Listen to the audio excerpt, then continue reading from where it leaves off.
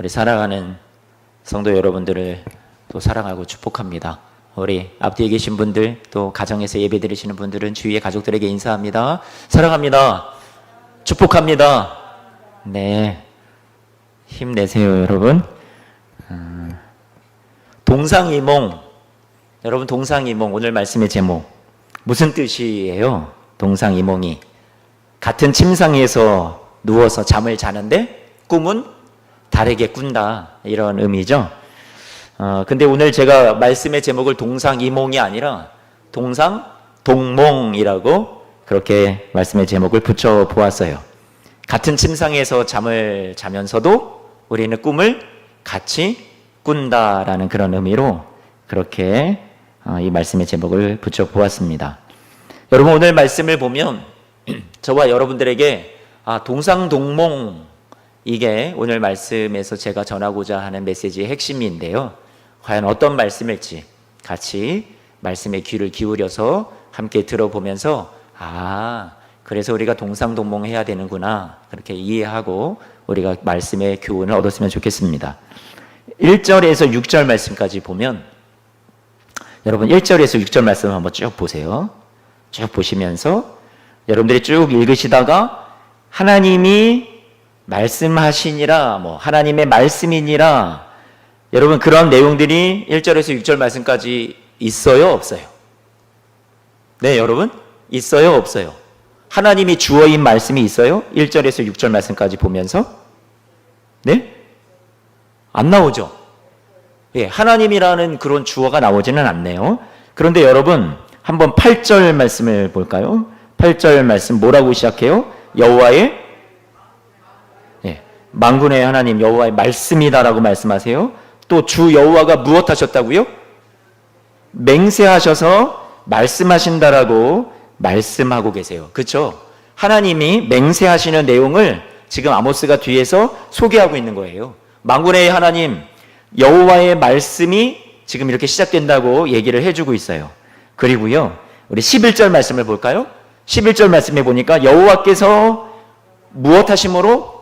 명령하심으로. 그러면 그 뒤에 있는 내용들은 분명하게 우리가 알 수 있겠네요. 하나님이 여기서부터 지금 말씀하기를 시작하시는구나, 알 수 있겠어요. 그렇다면 1절에서 6절 말씀까지 보면 그거는 누구의 얘기일까요? 아모스의 고발의 내용입니다. 아모스가 지금 고발하는 거예요. 사회에 일어나는 일들을 지금 아모스가 고발하고 있어요. 그런데 이 아모스의 고발을 들으시고 7절 이하부터 하나님께서 이 아모스의 고발의 내용에 대한 것들을 이제 하나님의 말씀이 또 이어서 계속 나오고 있는데, 아모스의 고발의 주요 내용은 무엇이었냐면 1절부터 6절 말씀까지 보니까 너무나도 사치스러운 내용들이 나와요. 호의호식하는 내용들이 나와요. 그런데 문제는 이웃의 환난을 돌보지 않는 거예요. 요셉의 환난에 대해서 그들이 같은 마음, 같은 꿈, 같은 침상에 있다는 것은 같은 처지, 그리고 같은 환경, 어떤 동족, 이렇게 우리가 의미를 한번 붙여봤으면 좋겠는데, 그런 같은 나라 안에 있으면서 이들은 자신들의 호의호식만 신경을 쓰지 어려운 처지에 있는 사람들을 그들은 돌보지 않았다라는 거죠. 다른 꿈과 생각을 갖고 있었던 것 같아요. 그래서 12절, 13절 말씀을 한번 볼까요? 12절, 13절 말씀을 보면 이 말씀도 여러분 누구의 얘기냐면 아모스의 얘기예요. 아모스가 뭐라고 얘기하냐면, 말들이 여러분 보통 어디에서 달려야 돼요? 초원 같은 데서 달려야 될 거 아니에요. 풀이 많고 좀 평지 같은 곳에서 잘 달리겠죠. 그런데 막 바위 위에서 여러분 말들이 잘 달릴 수 있겠어요? 말도 안 된다는 얘기겠죠.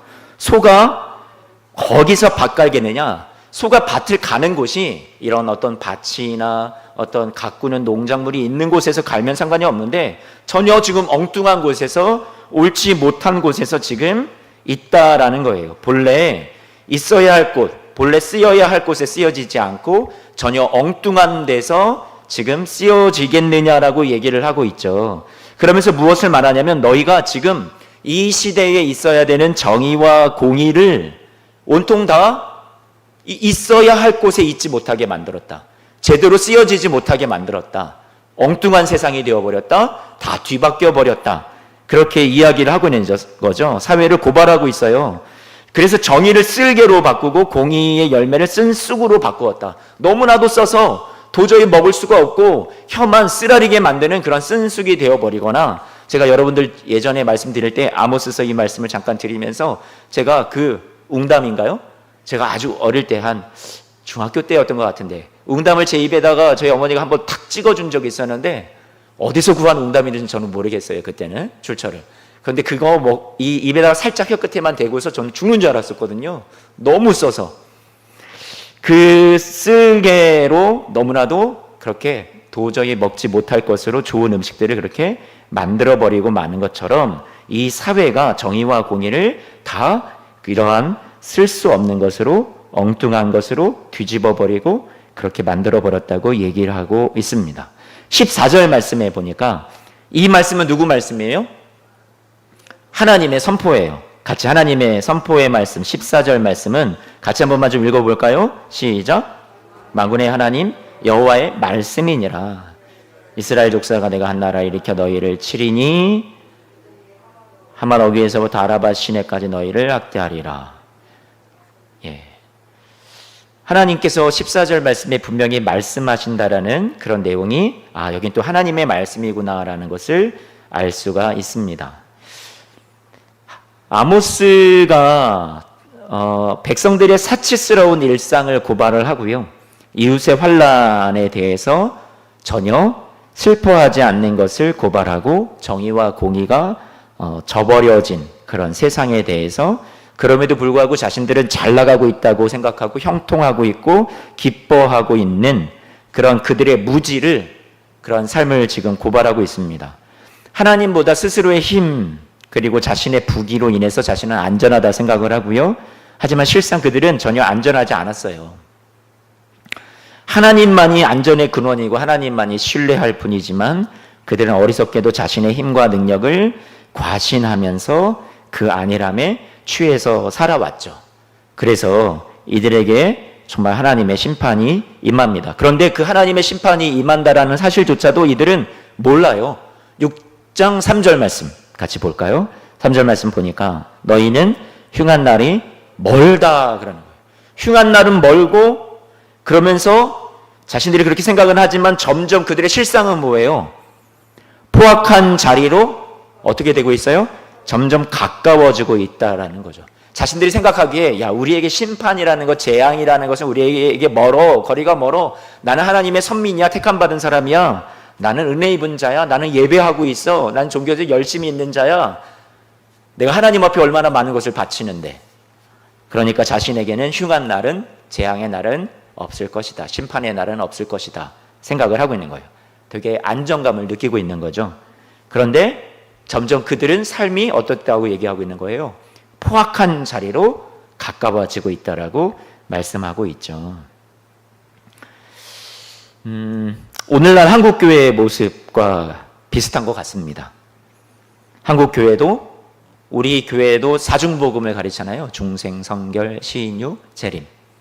그래서 이 마지막 재림이라는 것, 예수 그리스도 이 세상에 다시 오실 그 재림과 심판의 때를 우리가 깨어 있어서 준비하고 그렇게 하나님 앞에 우리의 신앙을 늘 돌아보아야 하는데, 어느덧 이 다가오는 종말 심판에 대해서 우리가 너무나도 그저 안일하게만 살고 있는 것은 아닌가, 너무나도 편안하게만 살고 있는 것은 아닌가 하는 생각이 듭니다. 예수님을 믿고 우리가 입술로 구주로 고백한다라는 이유로 우리는 금은보화가 깔려있는 그 천국에 우리가 입성할 것이라는 그런 막연한 확신만 가지고서, 그리고 이 세상에서 그냥 안심하면서 우리 성도로서의 본연의 이 땅에서의 하나님 나라를 이루고, 저 죽은 다음에 가는 하나님 나라 말고요, 천국에서 금은보화가 나의 앞길에 깔려있고 내 집이 아주 좋은 궁궐 같은 집을 내가 얻고 자격이 없지만 예수 그리스도를 통해서 얻는 그 영광의 기쁨을 바라보기 이전에 이 땅에서 하나님 나라가 이루어지기를 위해서 우리가 힘써야 하는 이 땅에서의 사명을 망각하면서 살아가는 것은 아닌지, 이 당시에 이 사람들의 모습이, 이 이스라엘의 모습이 그랬다라는 거잖아요. 너무나도 종교생활 잘하고 있었어요. 예배생활 잘하고 있었어요. 많은 예물을 갖다가 바쳤어요. 그런데 그들은 하나님이 보시기에 점점 어떻게 됐어요? 더 많은 포악으로 가까워지고 있었어요. 그리고 자신들에게 임할 흉한 날은 멀다고만 생각을 했었던 거죠. 오늘날 우리의 한국교회의 모습일지도 모르겠습니다. 상하상에 침상에 누워 뒹굴고 가장 좋은 소와 양을 먹고 비파 소리에 맞춰 노래를 흥얼거리고 포도주를 대접으로 마시고 가난한 자들이 쉽게 구하지도 못하는 그런 귀한 기름을 몸에 바르면서 호의호식하는데 이웃의 아픔을 돌아보지 않는 자들, 그 자들에 대해서 하나님께서 말씀하시는 거죠. 이런 호의호식이라든가 이렇게 사치스러운 모습 자체가, 여러분 부자가 되어서 부자로 살아가는 것 자체가 무조건 죄야라고 단정 지을 수 있을까요? 아니요, 단정 짓기에는 좀 어려워요. 그런데 이들의 모습은 무엇이 문제였냐면, 이렇게 사치와 향락, 자신들이 잘 사는 것까지는 봐줄 수는 있는데, 그런데 그 뒤에 6절 말씀에 보니까 6절 말씀에 뭐뭐하면서라고 되어 있잖아요. 이렇게 호의호식하면서 사치하면서 향락하면서 동시에 뒤에 나오는 모습은 이웃을 돌본다면, 자신들이 가진 그 부와 자신들의 힘을 가지고 이웃을 돌본다면, 형제의 환난에 대해서 같이 아파하고 그들에게 나눠준다면 문제가 없었을지 모르나, 그러나 이들이 그 뒤에는 요셉의 환난에 대해서, 즉 다시 말해서 형제의 환난에 대해서 근심하지 않는 자라는 게 이들의 가장 큰 문제였다라는 거죠. 당시에 어려운 이웃들에 대해서 나그네 가난한 자, 그런 고아들, 약자들 억압받고 있었어요. 그들이 너무나도 힘들게 살아가고 있었어요. 그런데 이들은 종교적인 열심이 있었죠. 여호와 신앙이라고는 얘기하지만 사실 우상 숭배와 혼합에 빠져 있었어요. 그런데 어쨌든 극성적인 종교성을 가지고 있으면서도 일상에서는 이웃과의 관계에서 사랑을 나누지를 못하는, 이웃의 환난에 대해서 같이 근심하고 같이 아파하는 동몽이 없었다라는 거죠. 그게 문제였다고 보여져요.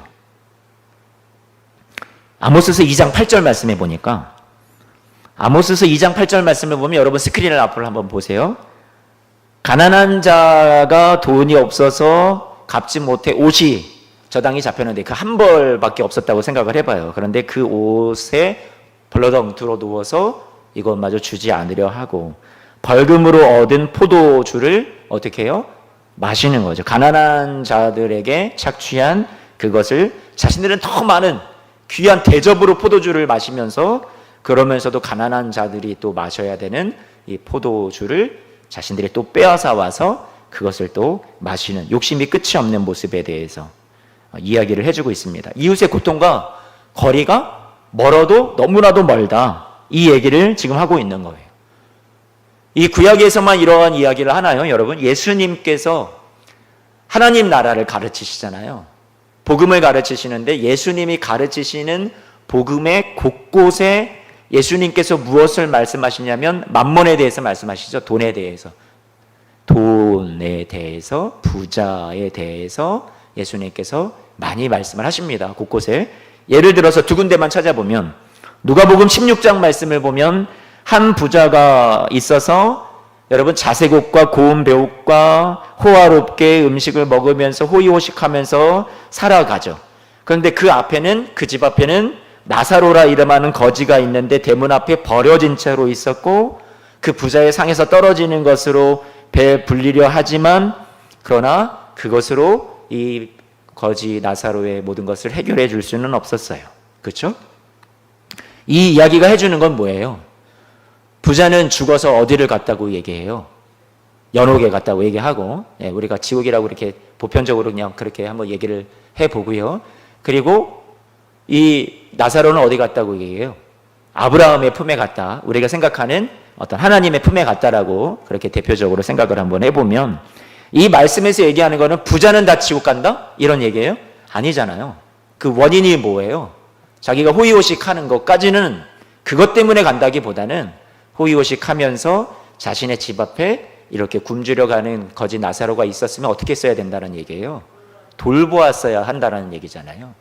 예수님께서 말씀해 주시는 그 복음 안에는 어떤 우리에게 기도 많이 해라, 예배 열심히 해라 라는 그런 복음이라기보다 예수님께서 말씀하시는 많은 복음에는 하나님을 사랑하냐? 그러면 하나님 사랑하는 것과 너가 이웃 사랑하는 것이 똑같아. 어떤 관념적으로 그것만을 또 말씀해 주신 것이 아니라 너의 소유를 다 팔아서 가난한 자들을 위해서 주라라고 말씀하시죠. 삭개오의 경우를 보더라도 삭개오의 회개의 내용이 뭐예요? 예수님을 만나서 그게 변화되었다라는 그 증거가 뭐예요? 자신이 토색한 것, 그 모든 것들을 갚는 거였잖아요. 속여서 빼앗은 것도 다 갚는 거였잖아요. 그것을 우리 주님께서 기뻐 받으시고 구원이 임했다라고 보시는 거예요. 마태복음 19장 말씀을 한번 보실까요? 마태복음 19장 말씀입니다. 마태복음 19장 말씀을 보면 한 부자 청년이 있는데 이 청년이 와가지고 내가 예수님 어떻게 해야 선한 일을 하여야 영생을 얻습니까? 어떤 선한 일을 해야 됩니까? 그랬더니 예수님께서 하시는 말씀은 무엇이냐면 네, 이 계명들을 다 지키라는 거죠. 근데 어느 계명이 오니까 내가 예수님께서 살인하지 말라, 간음하지 말라, 도둑질하지 말아라, 거짓 증언하지 말아라, 부모를 공경하라, 내 이웃을 내 자신과 같이 사랑하라. 그렇게 얘기했더니 이 모든 것을 내가 다 지켰는데 아직도 무엇이 부족합니까? 자신은 다 지켰다고 생각을 했어요. 자신이 생각하기에. 근데 예수님께서 딱 보셨던 건 뭐예요? 정말로 이웃을 위해서 자신이 가진 소유를 나누지 않는 것에 대해서 예수님께서는 아직 너가 부족한 것이 있다라고 보셨다라는 거죠. 그래서 21절, 22절, 23절 말씀인데요. 같이 한 번만 좀 같이 읽어볼까요? 함께 읽어봅니다. 시작. 예수께서 이르시되 내가 온전하고자 할진대 가서 내 소유를 팔아 가난한 자들에게 주라. 그리하면 하늘에서 보화가 내게 있으리라. 그리고 와서 나를 따르라. 그런데 그 청년이 재물이 많아서 이 말씀을 듣고 어떻게 했다고요? 근심하며 갔다. 그 다음에 예수님께서 하신 말씀이 뭐예요? 부자는 천국에 들어가기가 어떻다고요? 어려우니라 라고 말씀하고 있어요. 무조건 부자라서 천국에 들어가기가 어렵다라기보다 돈에 대한 욕심 때문에 이웃을 사랑하지 못하고 자신의 관념 속에서는 내가 이웃 사랑한다고 생각했을지 모르겠어요. 하나님 말씀 열심히 듣고 열심히 다른 사람들에게 좋은 말을 많이 했겠죠. 그런데 실상 그의 삶에서는 자신의 것을 나누는데 삶의 실천에 있어서는 이웃사랑이 전혀 나타나지 않았을 수 있다라는 거죠. 예수님께서 말씀하시는 것은 그 실천을 지금 말씀하고 계시는 거예요. 검소하게 살라는 말씀보다는 이웃의 환난을 돌아보라는 말씀으로 주신 거죠. 아끼고 절약해서 검소하게 산다고 해도 이웃의 환난을 전혀 돌아보지 않는다면 여러분 그건 역시 하나님이 기뻐하시는 삶은 아니라는 거예요. 부자로 살아도 이웃의 삶을 돌아본다면 하나님께 기쁨이 될 수 있는 것이고 검소하게 살아도 아무리 아끼며 살아도 이웃의 환난을 돌아보지 않는다면 그 자체가 하나님 앞에 죄가 될 수 있다는 것을 말씀해 주고 있습니다. 아모스서 2장 7절 말씀을 같이 한번 볼까요? 아모스서 2장 7절 말씀 같이 한 번만 읽어봐요. 시작. 힘없는 자의 머리를 티끌먼지 속에 발로 밟고 연약한 자의 길을 굽게 하며 아버지와 아들이 한 젊은 여인에게 다녀서 내 거룩한 이름을 더럽히며. 얼마 전에 여러분 한 흑인이 경찰들에 의해서 어떻게 됐죠? 발로 목을 밟혔어요. 오늘 말씀 보니까 힘없는 자의 머리를 티끌 먼지 속에 그런 흙먼지가 있는 그런 땅에서 발로 밟아버렸대요. 그렇죠? 그리고 연약한 자들의 길을 굽게 하고 아버지와 아들이 한 젊은 여인에게 다니는 그런 성적인 타락이 있었다고 얘기를 하고 있어요. 한번 영상을 좀 봤으면 좋겠어요. 여러분들 잘 아는 내용인데 그냥 한 번 더 보고 싶어요, 여러분. 같이 한번 보죠.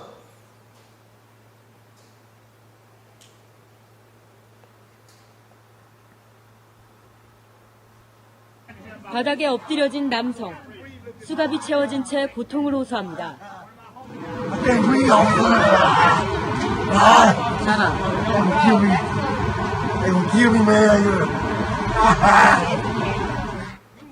하지만 백인 경찰은 아랑곳하지 않고 흑인 남성의 목을 무릎으로 계속 누릅니다. 결국 의식을 잃은 이 남성은 응급차에 실려갔지만 숨지고 말았습니다. That's right. Daddy changed the world. Come on, wait. We gon' He did what? 아빠의 비극적인 죽음을 모르는 고 조지 플로이드 씨의 6살 딸 지에나. 해맑게 웃고 있는 이 모습이 코끝을 찡하게 만듭니다. 지에나의 말처럼 또 밝은 표정처럼 아이들이 폭력과 차별이 없는 세상에서 자랐으면 좋겠지만 현실은 그렇지 못하죠. 특히 이런 어른들이 변화를 더디게 만드는 건 아닐까 싶은데요. 최근 SNS에 조지 플로이드의 죽음을 조롱하는 사진들이 올라오고 있습니다. 조지 플로이드 챌린지라는 해시태그를 달고 그의 목을 짓누르는 백인 경찰의 동작을 앞다퉈 따라하는 겁니다. 물론 이렇게 삐뚤어진 어른들은 일부에 불과합니다. 전 세계에서 그의 죽음을 애도하고 인종차별에 항의하는 시위가 벌어지고 있습니다. 미국에서는 고인의 첫 추모식에 맞춰서 그가 경찰의 무릎에 짓눌려 있었던 8분 46초 동안 일상을 멈추고 침묵으로 애도의 뜻을 표했습니다. 참 못됐죠. 그렇죠? 세상이라는 것이 하나님의 말씀을 떠났다라는 것이 어떤 이런 세상이라는 것을 보여주는 것 같습니다. 한 단면을 이렇게 보더라도 이 세상이 하나님이 꿈꾸시는 그 꿈을 우리가 같이 꿈꾸면서 못 맞춰주고 있는 그런 세상이다라는 그런 생각을 하게 됩니다. 동상이몽, 하나님이 원하시는 세상, 그 세상을 우리가 같이 만들어 가야 되는데 우리가 믿는 사람들 뿐만 아니라 또 믿지 않은 사람들 모두가 다 하나같이 하나님이 원하시는 세상을 만들어가지 못하는 그런 아픈 세상을 살아가고 있습니다. N번방 사건 아시죠? 경찰이 지난 3월 25일 날 디지털 성범죄 특수수사본부를 운영을 시작을 했어요. 그래서 100일이 지난 7월 2일에 성범죄 수사 결과를 발표를 했는데 1,414명을 검거를 했죠. 그 중에서 145명은 구속됐고 그리고 나머지는 검거하고 이제 계속 재판이나 이런 과정들을 해나가야 되는데 연령대별로 살펴보니까 10대와 20대가 1,414명 중에 1,033명, 73%를 차지하고요. 30대가 255명, 23%, 40대가 85명, 50대가 41명. 그렇게 나왔다고 해요. 피해자는 대부분이 다 여성인데 714명이나 성의 노예가 되거나 그런 영상에 어떤 착취, 희생이 되어서 많은 사람들이, 많은 여성들이 피해를 많이 입었다고 하죠. 이 중에 10대, 20대가 87%를 차지했다라고 해요. 힘없는 여성들인데 이들에게 대해서 아까 말씀 우리가 하박국서 아모스서 2장 7절 말씀 보니까 어떻게 얘기했냐면 아버지와 아들이 한 젊은 여인에게 다녀서 하나님의 거룩한 이름을 더럽혔다 했는데 이런 50대나 40대나 10대나 20대 서로 모두가 다 할 것 없이 하나님이 보시기에 끔찍한 일들을 세상은 계속해서 저지르고 있습니다. 문제는 세상은 이렇다 하는데 믿는 자들이 종교적인 열심이 있다라고 하는 자들이 지금 이 모습을 지금 보이고 있다라는 것이 더 큰 문제였던 것 같아요. 하나님의 선민이라고 하는 사람들이요. 하박국서 말씀을 여러분들에게 예전에 말씀드린 적이 있었죠. 하박국서를 보면 사회를 고발하는 내용들이 나와요. 그렇죠? 하박국 그래서 일보, 하박국 타임즈라고 여러분들에게 말씀드린 적이 있었는데 하박국이 기자가 되어서 정치, 경제, 사회, 종교 면에 각종 악과 사회의 어떤 그런 그 곳곳마다의 부패함을 고발하는 내용으로 하박국서가 시작이 되죠. 이 땅의 정의와 공의가 어디 갔냐고, 이루어지지 않는다고 악인들이 의인을 애워싸고 둘러싸고 있는데 억압하는 세상인데 하나님 어찌 잠잠히 계시냐고 고발을 뛰어넘어서 더 강하게 주님 앞에 나가서 항의하는 하박국의 이야기가 나오죠. 그렇죠?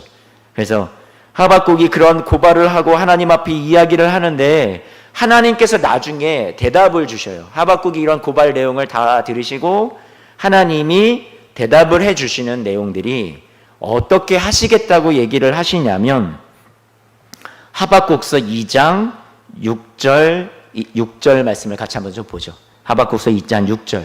여러분 같이 앞에 스크린 한번 보셔도 좋겠어요. 함께 읽어보죠. 시작.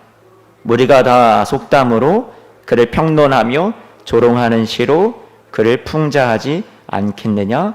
곧 이르기를 화 있을진저 자기 소유 아닌 것을 모으는 자여 언제까지 이르겠느냐. 볼모 잡은 것으로 무겁게 짐진 자여 너를 억누를 자들이 갑자기 일어나지 않겠느냐. 너를 괴롭힐 자들이 깨어나지 않겠느냐. 내가 그들에게 노략을 당하지 않겠느냐. 내가 여러 나라를 노략하였으므로 그 모든 민족의 남은 자가 너를 노략하리니 이는 내가 사람의 피를 흘렸음이요 또 땅과 성읍과 그 안의 모든 주민에게 강포를 행하였음이니라. 재앙을 피하기 위하여 높은 데 깃들이려 하며 자기 집을 위하여 부당한 이익을 취하는 자에게 화 있을진저 하면서 화 있을진저 화 있을진저 화 있을진저 이야기가 나와요. 그런데 여러분 이 화 있을진저라는 이야기가 누구의 이야기냐라는 거예요. 여러분 누구의 이야기일 것 같아요? 하나님이 하나님의 말씀을 지금 시작하신 걸까요? 아니에요. 당시에 2장 6절 말씀에 뭐라고 분명히 시작하고 있어요? 조롱하는 시로 그를 풍자하지 않겠느냐 곧 이르기를 하면서 그 뒤에 나오는 내용들이 다 이 당시에 사람들이 평론하고 조롱하며 불렀던 당시 백성들의 노래다라고 얘기하시는 거예요. 그 당시의 백성들이 부르던 삶의 애환의 노래, 고통의 노래. 하나님, 왜 세상이 이렇습니까? 왜 이 모양입니까? 왜 저들은 저렇게 악인들인데 저렇게 잘 살고 형통하고 우리는 왜 이렇게 힘들게 살아야만 합니까? 하나님, 정의를 이루어 주십시오. 저들에게 꼭 화가 임하게 해 주십시오라고 불렀던 조롱의 노래, 풍자하는 노래. 그것을 하나님이 어떻게 하신 거예요? 사람들의 노래를 하나님이 저 위에서 다 들으시다가 그 이야기를 인용하시면서 너희들이 불렀던 노래 있지? 내가 이거 그대로 이 세상에 저 악인들에게 임하게 해줄게. 하나님이 그렇게 말씀하신 거예요. 이 땅에서 살아가는 아픔을 겪고 정말로 힘들게 살아가는 이 땅의 사람들의 아픔의 고통의 그 노래를 하나님께서 저 위에서 들으시고 동상이몽 하나님이 전혀 딴 세상에 계신 분, 저 높이만 계신 분이 아니라 이 땅에서 삶의 그 어려운 처지에 누워서 정말로 꿈꾸면서 하나님이 이런 세상 왔으면 좋겠습니다 하는 그들의 아픔과 노래를 하나님께서 동몽하신 거죠. 같이 아파하시고 같이 귀 기울여 주시고 들어주시면서 어떻게 하셨던 거예요? 그들의 노래가 결국 하나님의 말씀이 되게 하셨어요. 그렇잖아요. 하나님의 말씀이 되게 하셨어요. 내가 이 말은 너희가 불렀던 그 슬픔의 노래가 곧 나의 노래야. 너희의 아픔이 곧 나의 아픔이야. 너희가 원하고 너희가 바랬던 꿈꾸었던 세상이 바로 내가 꿈꾸고 내가 원하는 세상이야 라는 하나님의 동상동몽을 지금 말씀해 주고 있다라는 거죠. 억압받는 백성들의 노래를 하나님이 그대로 받아주셔서 당신이 겪고 당신이 하시는 말씀처럼 전해주시는 거죠. 그들의 눈물이 하나님의 눈물이었어요. 그들의 고통이 하나님의 고통이었어요. 그들이 원하는 그렇게 의인들이 회복되는 세상이 하나님께서 원하시는 세상이었어요. 여러분, 시편은 하나님의 말씀이에요? 사람의 말이에요? 여러분, 시편은요 본래 사람의 말이죠. 그렇죠? 사람들의 노래잖아요.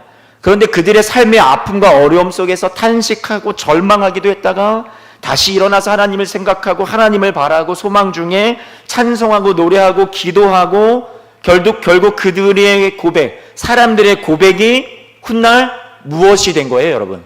하나님의 말씀이 된 거예요, 여러분. 그렇죠? 예수님께서도 시편 22편 말씀을 인용하셨어요.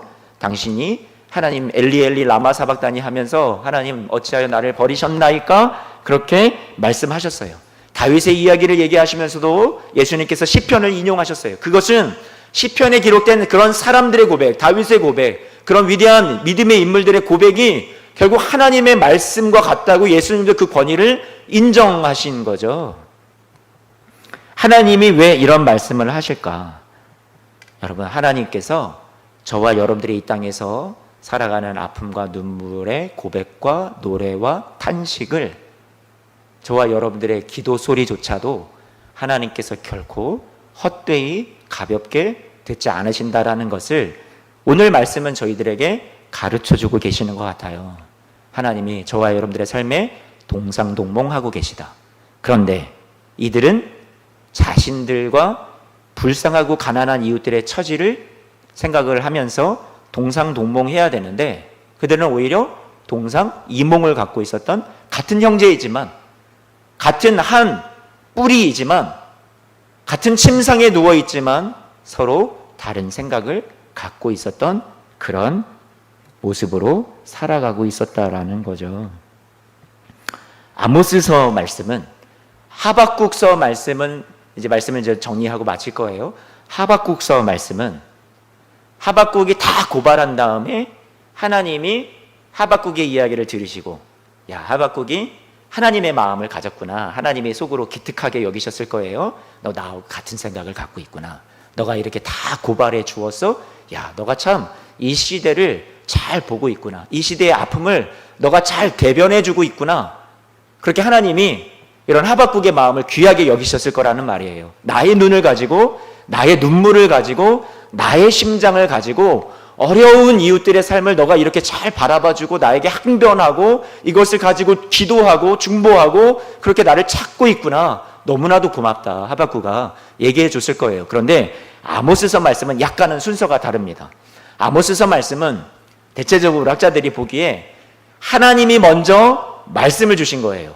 1절에서 6절 말씀이 나중에 아모스가 하나님이 주신 말씀을 듣고 세상을 바라보면서 하나님이 세상을 이렇게 심판하신다고 얘기하시는데 세상이 이렇게 망가졌다고 얘기하시는데 하나님이 왜 재앙을 내리실까 벌을 내리실까 세상을 쭉 살펴보니까 세상의 모습이 너무나도 정말로 하나님이 심판하실 수밖에 없는 재앙을 내릴 수밖에 없는 세상이 되었다라는 거예요. 순서가 약간 달라요. 그래서 아모스는 하나님이 왜 이런 말씀을 하셨을까? 이 말씀이 오늘날 우리 시대에 어떤 의미가 있을까? 하나님이 주신 말씀을 자신에게 주어진 시대의 상황에 맞추어 보면서 들여다보면서 하나하나 말씀의 거울에 비추어서 해석해 낸 거예요. 이것이 아모스의 역할이었어요. 그래서 그 아모스가 하나님의 말씀을 받아서 말씀을 받는 것에서 끝나는 것이 아니라 자신이 시대를 바라보면서 하나님이 주신 눈을 가지고 시대를 바라보고 하나님이 주신 아픔의 눈물을 가지고 시대를 향해서 눈물을 흘리면서 그 입술을 열어서 하나님 이 땅에 정의와 공의가 이루어지지 않습니다. 안타까워하면서 그 당시에 살아가는 흥청망청 살아가는 사치하며 이웃의 가난한 어려움을 그들의 곤란을 환난을 돌보지 않는 그들에게 따끔하게 외칩니다. 그들의 죄악을 막 고발하면서 그들에게 마구 비판을 가하고 있어요. 그게 누구였어요? 아모스였어요. 아모스요. 오늘날 우리에게 주시는 메시지가 여기 있어요. 우리 그리스도인들이 믿는다라는 사람들에게 성경을 지금도 여러분들이 이 아모스가 기록한 사회의 고발의 이야기를 하나님의 말씀이 되게 하셔서 우리 손에 들려주셨는데 지금도 저와 여러분들이 하나님의 말씀을 듣고 세상을 바라보면서 세상은 이래 너희들 똑바로 살아 하는 것이 하나님의 말씀이 된다라는 것을 여러분들에게 말씀드리는 게 아니라 오늘날 하나님이 우리에게 주신 이 성경의 말씀을 가지고 이것을 가져서 우리가 이 말씀을 들여다보면서 은혜 받았다. 귀한 말씀이네. 좋은 말씀이네 하고 책을 덮고 끝나는 것이 아니라 오늘 아모스서가 우리에게 가르쳐주고 도전해주는 것은 무엇이냐면 하나님이 주시는 이 말씀을 내가 듣고 이 말씀을 통해서 눈이 열렸다면 이제 우리도 아모스처럼 세상을 향해서 어떻게 해야 된다라는 거예요? 외쳐야 된다라는 거예요. 그 역할과 책임이 우리에게 있다라는 거예요. 주님의 말씀을 받아서 우리도 동일하게 아모스처럼 세상을 향해서 주님의 말씀을 내가 받고 보니 이 세상은 이런 세상이 돼야 됩니다 라고 목소리를 높이고 우리도 사회에 어떤 세상의 정의와 공의를 이루는 것에 어떤 일부분은 내가 할 수 있는 범위 안에서, 여러분 보고 어떤 정치인으로 나가라는 얘기도 아니고 여러분들에게 어떤 큰 인물이 되라는 것도 아니고 여러분들의 삶의 자리에서 내가 이룰 수 있는, 내가 참여할 수 있는 그런 사회의 참여는 어떤 모습이든 조금씩 우리가 참여하고 거기서 목소리를 내고 그렇게 해 가야 된다라는 얘기입니다. 요새는 뭐 국민청원이라는 것도 있잖아요. 그렇죠? 청와대에 뭐 청원을 올리면 뭐 거기에서 많은 어떤 그런 것들이 빨리빨리 일을 해결해 주기 위해서 그 정부가 앞장서서 노력한다고 하는데 저도 몇 번 참여를 해 보았죠. 여러분들에게도 그런 작은, 아주 작은 것에서부터 시작해서 조금 더 넓게는 여러분들의 삶의 자리에서, 공동체 안에서, 이웃과의 삶에서 내가 목소리를 내고 이웃을 위해서 대변해주고 변호해주고 보호해주고, 그리고 때로는 우리가 항거하고 우리가 때로는 싸워야 할 때는 악의 세상의 부정과 부패에 대해서 우리가 싸워야 할 때는 또 싸워야 하고, 그래야 되는 때가 지금 우리가 살아가는 시대가 아닌가 생각을 합니다. 데모하라는 얘기가 아니라요. 저도 이제 어렸을 때부터 뭐 데모, 뭐 우리 어르신들은 특별히 뭐 젊은 친구들이 뭐 데모하고 막 이런 것들을 많이 보면 아이고 저 젊은 것들이 공부는 안 하고 저 젊은 나이에 부모 속을 저렇게 속이고 막 이렇게 생각을 했었잖아요. 근데 어쨌든 데모라는 것을 하라는 얘기도 아니고 또 데모가 나쁘다라는 것도 아니고 사회적으로 부정부패가 만연해가는 이 세상 속에서 어떤 모습이든 우리는 목소리를 높이고 이런 시대의 악에 대해서 항거할 수 있는 것들이 우리의 모습 속에 있어야 된다라고 생각을 합니다. 교회의 타락에 대해서, 목회자의 타락에 대해서도 목소리를 높여야 하고요.